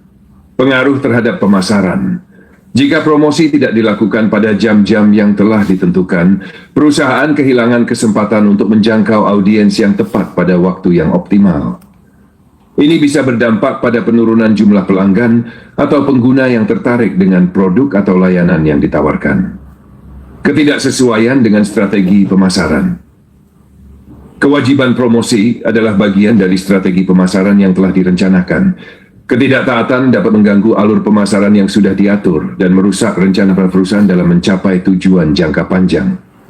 Basatum, 2 gangguan dalam operasional. Perusahaan yang bergantung pada kinerja pegawai untuk melakukan promosi di waktu-waktu tertentu akan mengalami gangguan dalam operasionalnya jika kewajiban tersebut tidak dijalankan dengan baik. Ketidakpastian dalam kinerja pegawai. Ketidaktaatan terhadap kewajiban bisa menimbulkan rasa ketidakpastian bagi atasan atau rekan kerja mengenai seberapa dapat diandalkannya pegawai tersebut. Pengaruh negatif terhadap tim. Dalam organisasi yang memiliki banyak pegawai, ketidaktaatan satu orang bisa memengaruhi keseluruhan tim. Tim yang bekerja bersama-sama untuk mencapai tujuan bersama akan kesulitan jika ada individu yang tidak melakukan bagian mereka secara konsisten. 1. Kerugian finansial. Promosi adalah bagian integral dari strategi untuk meningkatkan penjualan atau mendapatkan pelanggan baru. Jika promosi tidak dilakukan dengan benar dan tepat waktu, maka perusahaan akan kehilangan peluang untuk memperoleh pendapatan lebih. Peluang terlewat. Ketidaktaatan pegawai dapat menyebabkan perusahaan kehilangan peluang untuk berinteraksi dengan calon pelanggan pada waktu yang tepat. Ini bisa berdampak langsung pada penurunan penjualan dan pendapatan perusahaan. Nah, 1.4. Reputasi perusahaan. Kepercayaan pelanggan terhadap perusahaan bergantung pada konsistensi dan keandalan layanan. Ketidaktaatan pegawai terhadap kewajiban promosi dapat merusak reputasi perusahaan. Impresi negatif di mata pelanggan. Jika promosi tidak dilakukan sesuai dengan waktu yang telah ditentukan, atau jika ada kekurangan dalam pelayanan digital, pelanggan mungkin akan menganggap perusahaan kurang serius dan tidak profesional dalam menjalankan usahanya. Penurunan loyalitas pelanggan. Ketika pelanggan merasa tidak puas dengan pelayanan yang diberikan, termasuk ketidakteraturan promosi, mereka mungkin akan beralih ke pesaing yang berdampak pada kehilangan basis pelanggan. 2. Dampak bagi pegawai. 2.1. Peringatan dan sanksi. Jika pegawai tidak melaksanakan kewajiban yang telah ditetapkan, perusahaan biasanya akan memberikan peringatan atau sanksi berdasarkan kebijakan yang ada. Peringatan lisan atau tertulis. Sebagai langkah pertama, perusahaan dapat memberikan peringatan kepada pegawai terkait pelanggaran tersebut. Peringatan tertulis sering digunakan jika pelanggaran tersebut cukup serius atau terjadi berulang kali. Sanksi keuangan atau pemotongan gaji. Dalam beberapa kasus, perusahaan dapat memberikan sanksi berupa pemotongan bonus atau insentif yang terkait dengan kinerja. 2.2. Penurunan penilaian kinerja. Setiap pegawai di perusahaan biasanya dievaluasi berdasarkan kinerjanya. Jika pegawai tidak taat terhadap kewajiban yang telah ditetapkan, hal ini akan mempengaruhi penilaian kinerja mereka. Pengaruh terhadap evaluasi kinerja. Pegawai yang tidak taat cenderung mendapat penilaian negatif dalam evaluasi kinerja. Hal ini akan berdampak pada kesempatan mereka untuk mendapatkan promosi, kenaikan gaji, atau bonus. Hilangnya kepercayaan atasan. Ketidaktaatan terhadap tugas dapat menyebabkan atasan kehilangan kepercayaan kepada pegawai tersebut, yang pada gilirannya akan mempengaruhi hubungan kerja di masa depan. Putusan hubungan kerja, PHK. Jika ketidaktaatan terhadap kewajiban terus berlanjut dan tidak ada perubahan setelah diberikan peringatan, perusahaan memiliki hak untuk mengambil langkah lebih lanjut, termasuk pemutusan hubungan kerja. Pemutusan hubungan kerja. Dalam kasus ketidaktaatan yang terus berlanjut, PHK bisa menjadi solusi yang diambil perusahaan untuk menghindari kerugian lebih lanjut dan mempertahankan kualitas kinerja perusahaan. 2. Kepercayaan yang hilang. Ketidaktaatan dalam melaksanakan kewajiban pekerjaan dapat menyebabkan pegawai kehilangan kepercayaan dari rekan kerja dan atasan. Meningkatnya konflik internal. Ketidaktaatan seorang pegawai dapat menimbulkan ketegangan dalam tim, karena rekan kerja lainnya yang taat terhadap kewajiban bisa merasa tidak dihargai jika seorang anggota tim tidak bekerja sesuai dengan yang diharapkan. Teguran. 3.1. Teguran yang tepat. Teguran kepada pegawai yang tidak taat terhadap kewajiban harus dilakukan dengan bijak dan jelas. Teguran ini bertujuan untuk mengingatkan pegawai agar memahami pentingnya ketaatan terhadap aturan perusahaan. Teguran lisan. Jika ketidaktaatan terjadi untuk pertama kalinya, teguran lisan bisa menjadi langkah awal yang efektif. Teguran ini harus disampaikan dengan cara yang mendidik dan menjelaskan konsekuensi dari ketidaktaatan tersebut. Teguran tertulis. Jika pelanggaran berlanjut, perusahaan dapat memberikan teguran tertulis yang lebih tegas. Teguran ini harus mencantumkan peringatan tentang potensi sanksi lebih lanjut jika ketidaktaatan terus berlanjut. 3.2. Evaluasi dan penyelesaian masalah. Teguran yang diberikan juga harus diikuti dengan evaluasi terhadap penyebab ketidaktaatan tersebut. Apakah ada masalah yang mendasari ketidaktaatan tersebut, seperti kekurangan pemahaman, kesulitan dalam menjalankan tugas, atau faktor eksternal lainnya? Dialog terbuka. Mengadakan dialog terbuka dengan pegawai yang bersangkutan untuk mencari solusi. Ini bisa mencakup pemberian pelatihan lebih lanjut, penyesuaian jadwal kerja, atau pemberian bantuan dalam menghadapi hambatan yang ada. 3.3. Penguatan kewajiban dengan insentif dan pengawasan. Untuk meningkatkan ketaatan pegawai, perusahaan bisa memberikan insentif berupa bonus atau penghargaan bagi pegawai yang melaksanakan tugas promosi dengan baik dan tepat waktu. Selain itu, pengawasan yang lebih ketat juga penting untuk memastikan bahwa tugas dilaksanakan dengan benar. Insentif yang menarik. Memberikan penghargaan atau bonus bagi pegawai yang konsisten menjalankan kewajibannya dapat meningkatkan motivasi dan kinerja mereka. Pengawasan yang ketat. Menetapkan sistem pengawasan yang transparan dan jelas akan membantu memastikan bahwa setiap pegawai melaksanakan tugas mereka sesuai dengan yang telah disepakati. 4. Hukum Islam tentang ketaatan dalam bekerja. Dalam Islam, bekerja dengan penuh tanggung jawab dan amanah adalah kewajiban. Rasulullah SAW bersabda, "Sesungguhnya Allah mencintai seseorang yang apabila bekerja, ia menyempurnakan pekerjaannya." Ketidaktaatan dalam pekerjaan adalah bentuk pelanggaran terhadap amanah yang diberikan oleh atasan. Dalam Islam, amanah adalah sesuatu yang harus dijaga dan dilaksanakan dengan sebaik-baiknya. Allah berfirman dalam Al-Quran, "Dan penuhilah janji. Sesungguhnya janji itu pasti dimintai pertanggungjawaban." Al-Isra, oleh karena itu, seorang pegawai yang tidak taat terhadap kewajiban yang telah disepakati dengan perusahaan dapat dianggap telah melanggar amanah yang diberikan kepadanya. Dan di akhirat, mereka akan dimintai pertanggungjawaban atas perbuatan tersebut. Kesimpulan. Ketidaktaatan pegawai terhadap kewajiban yang telah ditetapkan perusahaan, seperti kewajiban promosi pada waktu-waktu tertentu, dapat menyebabkan dampak serius baik bagi perusahaan maupun pegawai itu sendiri. Dampaknya bagi perusahaan mencakup penurunan produktivitas, kerugian finansial, dan rusaknya reputasi. Sedangkan bagi pegawai dapat mengarah pada peringatan, sanksi, bahkan PHK. Untuk mengatasi hal ini, perusahaan perlu memberikan teguran yang jelas dan solusi yang bijaksana, serta memperkuat kewajiban dengan insentif dan pengawasan. Selain itu, dalam pandangan Islam, menjaga amanah dalam pekerjaan adalah kewajiban yang harus ditegakkan dengan sebaik-baiknya. Ya, itu adalah penjelasan dari Robot. Dan untuk pertanyaan selanjutnya yaitu, bagaimana dalam surat Al-Baqarah ayat 115 dan 116 bahwasannya kebanyakan orang miskin mewariskan kemiskinan dengan tidak menyekolahkan anaknya kepada perguruan tinggi dan melanjutkan pendidikannya, sehingga kemiskinan itu terus dipelihara sampai keturunan selanjutnya. Bagaimana teguran kepada orang tua yang tidak ada niat untuk menyekolahkan anak-anaknya dan melanjutkan pendidikan untuk keluar dari kultural kemiskinan keluarga tersebut? Mari kita dengarkan. Tafsir surat Al-Baqarah ayat 115-116. Tafsir surat Al-Baqarah ayat 119 dan 116 dan implikasinya terhadap kemiskinan, pendidikan, dan tanggung jawab orang tua.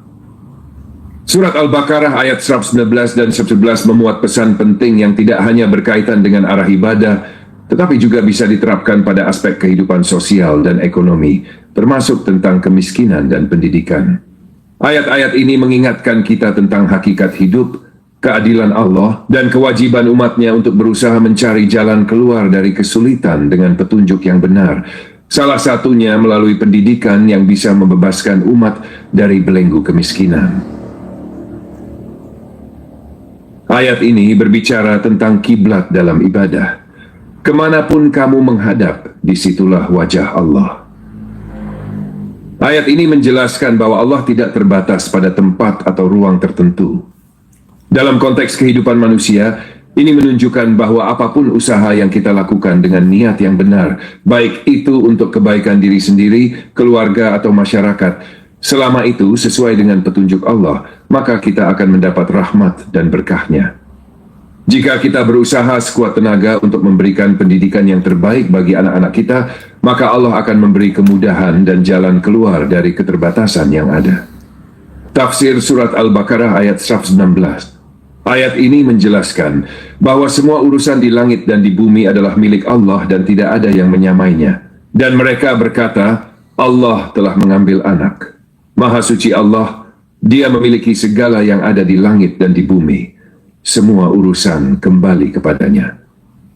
Ayat ini menegaskan bahwa segala hal di dunia ini berada di bawah kekuasaan Allah. Semua urusan termasuk takdir hidup, kemiskinan dan segala kesulitan adalah bagian dari ujian yang diberikan oleh Allah. Namun Allah juga menyediakan jalan keluar bagi umatnya yang berusaha. Dalam konteks pendidikan, hal ini berarti bahwa meskipun kemiskinan atau keterbatasan ekonomi menjadi penghalang, usaha yang sungguh-sungguh untuk mengubah nasib melalui pendidikan akan selalu mendapat keberkahan dari Allah. Kemiskinan dan kultural keluarga. Kemiskinan seringkali menjadi siklus yang diwariskan antar generasi. Banyak keluarga miskin yang tidak hendak menyekolahkan anak-anak mereka karena keterbatasan ekonomi atau karena tidak memahami pentingnya pendidikan untuk masa depan anak. Dalam beberapa kasus, pola pikir ini menjadi budaya atau kultural kemiskinan yang terus dipelihara turun-temurun. Akibatnya, anak-anak yang lahir dalam keluarga miskin seringkali terjebak dalam lingkaran tersebut tanpa memiliki kesempatan untuk mengubah nasib mereka.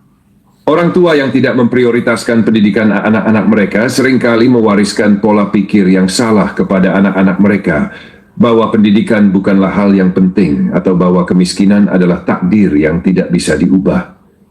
Padahal dalam Islam mencari ilmu adalah kewajiban yang sangat dihargai. Bahkan menjadi jalan untuk keluar dari kemiskinan dan memperbaiki kehidupan. Tanggung jawab orang tua dalam pendidikan anak. Dalam Islam, orang tua diberikan amanah yang besar untuk mendidik anak-anak mereka. Pendidikan adalah salah satu bentuk amanah yang harus dipenuhi. Dan orang tua harus berusaha memberikan yang terbaik bagi anak-anak mereka agar mereka bisa mengubah nasib dan keluar dari kemiskinan. Rasulullah SAW bersabda, setiap anak dilahirkan dalam keadaan fitrah, suci, maka kedua orang tuanya lah yang menjadikannya Yahudi, Nasrani, atau Majusi. Hadis ini mengingatkan kita bahwa orang tua memiliki peran penting dalam membentuk karakter dan masa depan anak-anak mereka. Jika orang tua tidak memberikan pendidikan yang layak, maka mereka telah mengabaikan kewajiban besar yang diberikan kepada mereka oleh Allah. Oleh karena itu, setiap orang tua harus menyadari betapa pentingnya pendidikan untuk anak-anak mereka. Karena pendidikan adalah pintu gerbang untuk perubahan hidup yang lebih baik. Mengapa pendidikan itu penting? Pendidikan bukan hanya sarana untuk mendapatkan pekerjaan, tetapi juga sarana untuk membuka wawasan dan meningkatkan kesadaran sosial. Pendidikan memungkinkan anak-anak untuk memahami dunia dengan lebih baik, mengembangkan keterampilan yang dibutuhkan untuk berkontribusi pada masyarakat, dan akhirnya dapat mengangkat derajat keluarga mereka dari keterbatasan ekonomi. Selain itu, pendidikan juga merupakan alat untuk memutuskan siklus kemiskinan yang telah berlangsung turun-temurun.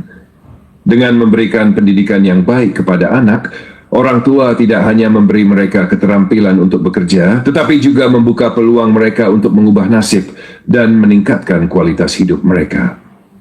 Pendidikan juga memberi anak-anak akses kepada berbagai kesempatan yang tidak akan mereka dapatkan tanpa pendidikan. Teguran untuk orang tua yang tidak menyekolahkan anak. Bagi orang tua yang tidak menyekolahkan anak-anak mereka, baik karena keterbatasan ekonomi maupun karena kurangnya kesadaran mereka, dan itu adalah jalan keluar dari kemiskinan yang mereka alami. 1. Pendidikan adalah investasi untuk masa depan. Orang tua yang tidak menyekolahkan anak-anak mereka seringkali memandang pendidikan sebagai beban. Padahal pendidikan adalah investasi yang sangat berharga untuk masa depan anak. Dengan pendidikan, anak-anak akan memiliki keterampilan yang diperlukan untuk mendapatkan pekerjaan yang layak dan meningkatkan taraf hidup mereka. Hal ini tidak hanya menguntungkan anak-anak, tetapi juga keluarga secara keseluruhan. Tanggung jawab sebagai orang tua. Sebagai orang tua, kita memiliki tanggung jawab untuk memastikan bahwa anak-anak kita mendapatkan pendidikan yang layak. Ini bukan hanya kewajiban sosial, tetapi juga kewajiban agama. Dalam Islam, orang tua diminta untuk menjaga dan mendidik anak-anak mereka dengan baik. Pendidikan adalah bagian penting dari pemenuhan tanggung jawab ini. Rasulullah SAW bersabda, "Wahai orang-orang yang beriman, jagalah dirimu dan keluargamu dari api neraka." Ayat ini menunjukkan betapa besar tanggung jawab orang tua dalam mendidik dan melindungi keluarga mereka, termasuk memberikan mereka pendidikan yang baik. Pendidikan adalah jalan keluar dari kemiskinan. Pendidikan membuka pintu kesempatan yang tidak terbatas. Meskipun saat ini orang tua mungkin menghadapi kesulitan ekonomi, pendidikan adalah sarana yang dapat membantu anak-anak mereka mengubah keadaan di masa depan. Dengan pendidikan, anak-anak tidak hanya bisa memperoleh pekerjaan yang lebih baik, tetapi juga bisa menjadi agen perubahan dalam keluarga dan masyarakat. Pentingnya melibatkan diri dalam proses pendidikan anak. Orang tua harus terlibat langsung dalam proses pendidikan anak-anak mereka. Ini bukan hanya tentang menyekolahkan anak, tetapi juga tentang mendukung mereka secara emosional dan memberikan motivasi agar mereka bisa menyelesaikan pendidikan dengan baik. Orang tua harus menunjukkan kepada anak-anak mereka bahwa pendidikan adalah hal yang sangat penting yang akan membuka banyak peluang di masa depan. Solusi untuk mengatasi hambatan ekonomi. Jika alasan utama orang tua tidak menyekolahkan anak adalah karena keterbatasan ekonomi, maka perlu dicari solusi alternatif. Ada banyak program pendidikan gratis atau beasiswa yang dapat dimanfaatkan oleh keluarga kurang mampu. Bahkan, banyak lembaga yang menawarkan bantuan pendidikan untuk anak-anak dari keluarga miskin. Orang tua harus aktif mencari dan memanfaatkan berbagai peluang ini demi masa depan anak-anak mereka. Dampak dari tidak menyekolahkan anak dan tidak memberikan pendidikan yang layak bagi mereka, baik di dunia maupun di akhirat, memiliki konsekuensi yang besar. Orang tua yang mengabaikan kewajiban ini akan merasakan akibatnya, baik dalam kehidupan dunia maupun di hadapan Allah di akhirat. Berikut adalah rincian dampak tersebut. Dampak di dunia. Mengabaikan tanggung jawab sebagai orang tua. Tidak mendidik anak-anak dengan baik berarti mengabaikan tanggung jawab orang tua yang telah diberikan oleh Allah. Dalam kehidupan sehari-hari, ini dapat berakibat pada ketidakmampuan orang tua untuk membimbing anak-anak menuju kehidupan yang lebih baik. Orang tua yang tidak memberikan pendidikan yang baik bagi anak-anak mereka berisiko melihat anak-anak mereka terjebak dalam kemiskinan, ketidaktahuan, dan potensi yang terhambat. 2. Melewatkan peluang perubahan sosial dan ekonomi. Pendidikan adalah salah satu cara paling efektif untuk mengubah keadaan ekonomi dan sosial sebuah keluarga. Dengan memberikan pendidikan yang baik, anak-anak memiliki kesempatan lebih besar untuk mengangkat derajat ekonomi mereka dan keluarganya di masa depan. Tanpa pendidikan, mereka kemungkinan besar akan terjebak dalam kemiskinan yang diwariskan dari generasi ke generasi. 3. Kemiskinan yang berkelanjutan. Tanpa pendidikan, anak-anak tidak memiliki keterampilan dan pengetahuan yang diperlukan untuk mendapatkan pekerjaan yang layak. Mereka lebih rentan untuk tetap berada dalam lingkaran kemiskinan, yang pada gilirannya memperburuk kondisi keluarga secara keseluruhan. Hal ini berisiko menciptakan budaya kemiskinan yang diwariskan turun-temurun. Kehilangan kepercayaan diri dan potensi. Anak-anak yang tidak mendapatkan pendidikan yang layak seringkali merasa rendah diri dan kehilangan kepercayaan diri. Mereka juga mungkin tidak memiliki kesempatan untuk mengembangkan bakat dan keterampilan mereka secara maksimal. Akibatnya, mereka bisa merasa terputus dari potensi diri mereka yang sebenarnya, yang pada akhirnya menghambat perkembangan pribadi dan sosial mereka. 5. Ketergantungan pada bantuan sosial. Anak-anak yang tidak dididik dengan baik cenderung memiliki keterbatasan dalam mencari nafkah dan memenuhi kebutuhan hidup mereka. Hal ini bisa menyebabkan ketergantungan pada bantuan sosial atau pihak lain untuk bertahan hidup, yang memperburuk masalah ekonomi keluarga dan memperpanjang ketergantungan mereka pada pihak luar. Dampak di akhirat. Saat pertanggungjawaban di hadapan Allah, orang tua akan dimintai pertanggungjawaban di akhirat atas kewajiban mereka untuk mendidik anak-anak. Dalam banyak ayat dan hadis, Allah memerintahkan orang tua untuk menjaga dan mendidik anak-anak mereka. Jika mereka mengabaikan tanggung jawab ini, mereka akan dimintai pertanggungjawaban di hadapan Allah. Sebagaimana dalam hadis yang diriwayatkan oleh Ibnu Abbas, Rasulullah SAW bersabda, "Setiap kalian adalah pemimpin dan setiap kalian akan dimintai pertanggungjawaban atas yang dipimpinnya. Seorang suami adalah pemimpin bagi keluarganya dan akan dimintai pertanggungjawaban atas mereka. Begitu pula seorang istri adalah pemimpin di rumah tangganya dan akan dimintai pertanggungjawaban atasnya." Dosa dan keputusan yang buruk. Tidak memberikan pendidikan yang baik kepada anak-anak merupakan kesalahan besar dalam Islam. Orang tua yang tidak memenuhi kewajiban ini dapat berdosa karena telah membiarkan anak-anak mereka terabaikan dalam hal pendidikan dan pengembangan diri. Rasulullah bersabda, "Tidak ada dosa yang lebih besar di sisi Allah daripada orang yang membiarkan anak-anaknya tanpa pendidikan." 3. Pahala yang terputus.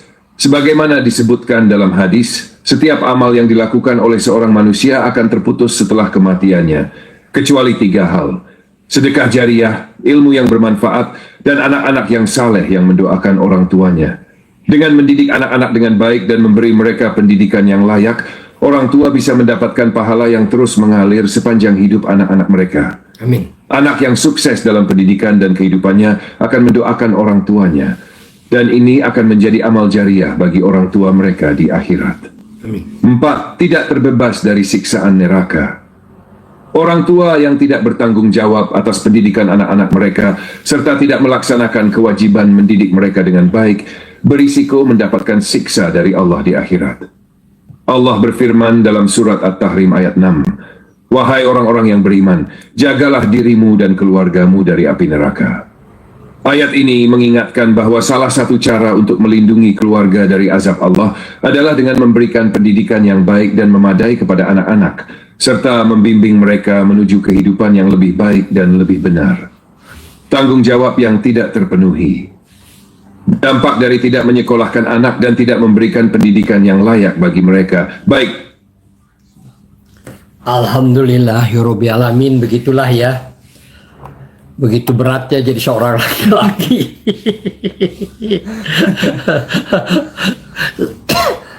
Bagi laki-laki yang sedang mendengarkannya, selamat mendapat amanah dari Allah Subhanahu wa Ta'ala ya. Didiklah anak-anak kamu untuk menghadapi zaman yang tidak sama dengan diri kamu. Mari kita berdoa kepada Allah ya. Namun diingatkan yang belum subscribe terlebih dahulu. Terima kasih ya atas subscribe-nya ya. Lalu kasih jempol ya, terima kasih atas jempolnya ya. Silahkan ya, mudah-mudahan Allah memberkahi semua yang memberikan subscribe, jempol, dan yang mendengarkan. Amin. Mari kita berdoa kepada Allah dengan doa yang sesungguh-sungguhnya ya. A'udzu billahi minasyaitonir rajim. Bismillahirrahmanirrahim. Asyhadu an la ilaha illallah wa asyhadu anna Muhammadar Rasulullah. Allahumma sholli ala Muhammad. Rabbana la tuzigh qulubana ba'da idh hadaitana wa hab lana min ladunka rahmah. Amin. Innaka antal wahhab. Amin ya Allah. Rabbana innaka jami'un nasi liyaumin la raiba fi. Amin. Innallaha la yuhibbul mi'ad. Amin ya Allah. Aku hanya berlindung kepada Allah dari godaan setan yang terkutuk. Amin ya Allah. Dengan pertolongan Allah yang Maha Pemberi dan lagi Maha Penyayang. Amin ya Allah. Aku bersaksi tidak ada Tuhan selain Allah. Amin Dan ya aku Allah. bersaksi bahwa Muhammad adalah utusan Allah. Amin Ya Allah, ya Rabbi, tambahkanlah keberkahan kepada Muhammad. Amin ya Allah. Ya Allah, ya Rabbi, janganlah Engkau condongkan hati kami kepada kesesatan. Amin ya Setelah Allah. Engkau berikan petunjuk kepada kami. Amin Dan ya karuniakanlah rahmat di sisimu. Amin. Sesungguhnya Engkau Maha Pemberi. Amin Ya Tuhan kami, Engkaulah yang akan mengumpulkan manusia pada hari yang tidak ada keraguan padanya. Amin ya Sungguh Allah Maha menepati janji. Amin ya Allah. Ya Allah, ya Rabbi, hamba akan tetap merintih. Amin ya Allah. Jika memang Kau lebih mencintai tangisan hamba-Mu ini, Amin ya Allah. terserah Engkau kapan Kau akan mengabulkan doa-doa hamba. Amin ya Allah. Karena Kaulah pemilik sang waktu. Amin. Di tangan-Mu segala sesuatu Amin. perkara. Kau pemilik kerajaan, Kau yang memuliakan, Kau yang menghinakan, Kau yang maha menepati janji. Amin. Engkau yang tiada akan mengecewakan setiap hamba yang memohon padamu. Amin. Rahmat dan ampunanmu yang selalu hamba harapkan. Amin. Ya Allah, ya Rabbi, sungguh hamba memohon pertolongan Engkau. Hanya kepadamulah hamba bertawakal. Amin. Ya Allah, hilangkan setiap kesulitan dari urusan hamba. Mudahkan setiap kesukaran dalam perjalanan hidup hamba. Beri hamba kebaikan yang lebih banyak daripada yang hamba pinta. Hindarkanlah hamba dari kejahatan. Amin. Ya Allah, lapangkan dada hamba, mudahkan urusan hamba. Sungguh hamba memohon pelindungan dan penjagaan Engkau atas diri hamba, agama hamba, keluarga dan kerabat hamba di dunia dan di akhirat. Amin. Hamba memohon pula pelindungan dan penjagaan Engkau atas semua anugerah yang telah Kau limpahkan kepada hamba Amin. dan Ya Allah. orang-orang yang beriman. Amin. Lindungi kami semua dari keburukan. Amin. Semoga Kau limpahkan sholawat dan kesejahteraan kepada Muhammad, keluarga dan sahabat-sahabatnya. Amin. Ya Allah, ya Rabbi, janganlah Engkau hukum kami jika kami melakukan kesalahan dan kekeliruan. Amin. Ya Allah, janganlah Kau berikan beban yang berat kepada kami seperti bebannya orang-orang yang sebelum kami. Amin. Ya Allah, janganlah Kau berikan beban yang berat kepada kami, yaitu beban yang sekiranya kami tidak dapat memikulnya. Amin. Hapuslah dosa-dosa kami, ampuni kami. Sungguh Engkau Maha Penolong, tolonglah kami, menangkanlah kami dari golongan kaum kafirin. Amin. Ya Allah, ya Rabbi, ampuni kami, ampuni kedua orang tua kami, sayangi mereka seperti mereka menyayangi kami di waktu kami masih kecil. Ampuni guru-guru kami, balaslah ya Allah kebaikan guru-guru kami dengan balasan yang berlipat-lipat. Jadikan ya Allah kebaikan guru-guru kami menjadi penolong kehidupannya di dunia dan menjadi penolong kehidupannya di akhirat. Ya Allah, ya Rabbi, kalau rezekiku masih ada di atas langit, maka turunkanlah. Amin. Jika rezekiku masih ada di bawah bumi, maka keluarkanlah. Amin. Jika rezekiku masih jauh, maka dekatkanlah. Jika rezekiku sukar, maka mudahkanlah. Jika rezekiku sedikit, perbanyaklah. Amin. Jika rezekiku banyak, berkahilah. Jika rezekiku tidak baik, maka halalkanlah dan baikkanlah. Amin. Ya Allah, ya Rabbi, berilah aku ilmu dan masukkan aku ke dalam golongan orang-orang yang berbuat kebaikan. Amin. Jadikan aku buah tutur yang baik bagi generasi yang akan datang.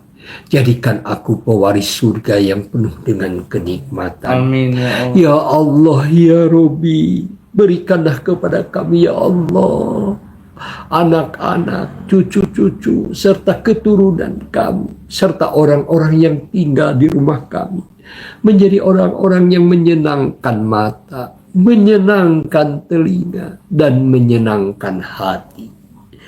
Dan berikanlah kepada kami kebaikan di dunia, dan berilah kami kebaikan di akhirat, dan jauhkan kami dari azab api neraka. Rabbana atina fid dunya hasanah wa fil akhirati hasanah wa qina azabannar. Amin ya Allah ya rabbal alamin.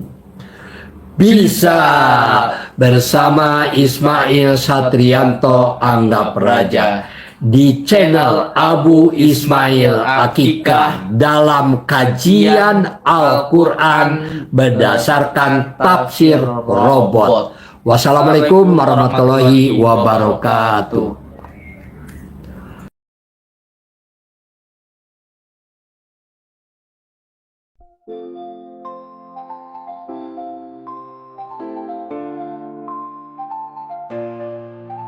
Robot-robot ChatGPT telah hadir membawa perubahan berpikir yang lebih baik, membantu kita semua dalam bekerja. Mari kita sambut dengan penuh semangat. Di zaman digital semua serba cepat.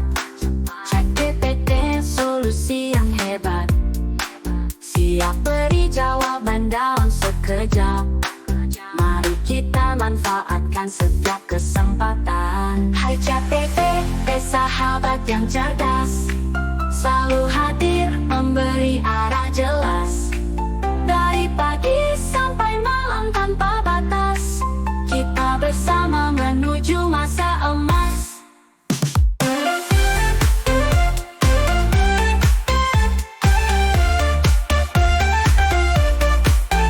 Kadang kita rasakan penat dan lelah, ChatGPT hadir menghilangkan resah.